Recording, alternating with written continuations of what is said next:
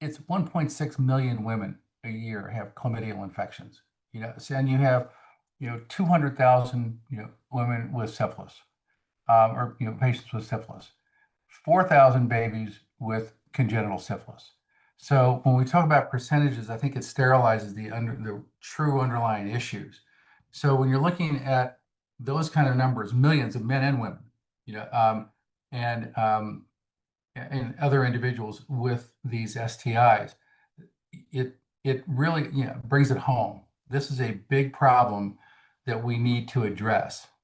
And so when I look at this, through the lens of identifying and treating reproductive age women, and we're just going to focus on women right now, I think the most important part of this is non-judgmental access and testing. There's obviously stigmas associated with STI testing. Nobody wants to be, told they have syphilis, or nobody wants to go in and ask for a test.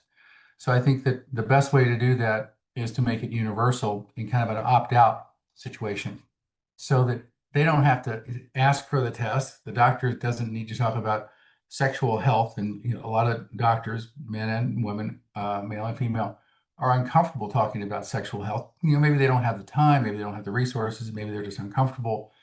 So when you make it universal and take the questions off the table, it's like, oh, I'm just going to do that. That's fine.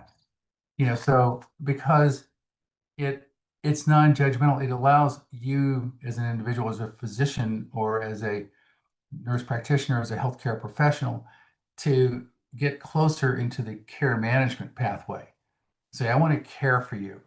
And rather than asking a bunch of questions that might make you and the patient uncomfortable, because you're making the assumption that the patient's in a stable monogamous relationship, or the patient is not in stable monogamous relationship, and he or she is, having multiple sexual partners. Just take that off the table. We're just going to take care of you, and part of taking care of you includes general testing, and here it is.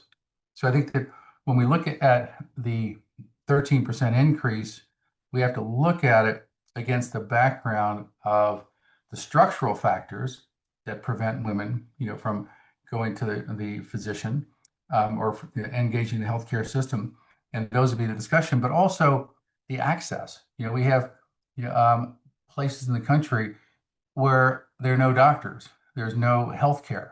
And so those individuals will go untreated. They'll go untreated because they go undiagnosed. Or there may be insurance barriers, or they may be here under situations that are not consistent with government guidelines, and they're worried about getting tested, or getting deported. And I think that we have to remove those restrictions and those barriers. The other thing that we can do, and we're doing it at Quest, which is incredibly important, is through innovations, we're bringing a lot of this testing into the home. And not only STI testing, sexually transmitted infection testing, but also HPV testing.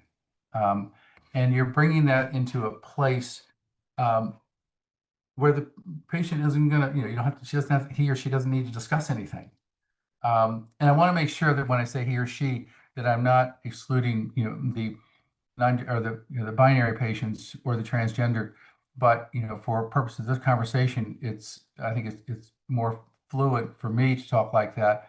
Not because I'm an old timer. It's just that the it's what we've been studying, and when we look at the different populations, we're super sensitive to them across the board, and I think we need to um, enter all these conversations and discuss these conversations with a commitment to the human part of this.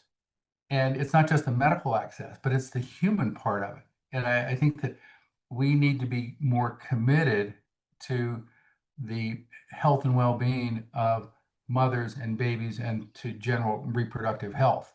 So I look at this through a larger lens than just the test.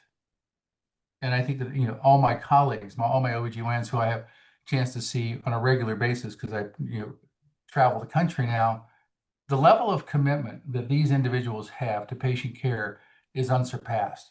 I mean, I don't care if you're an FQHC or if you're a solo practice or in a large group practice, they're all committed to care. And what they're interested in is lowering the barriers to entry.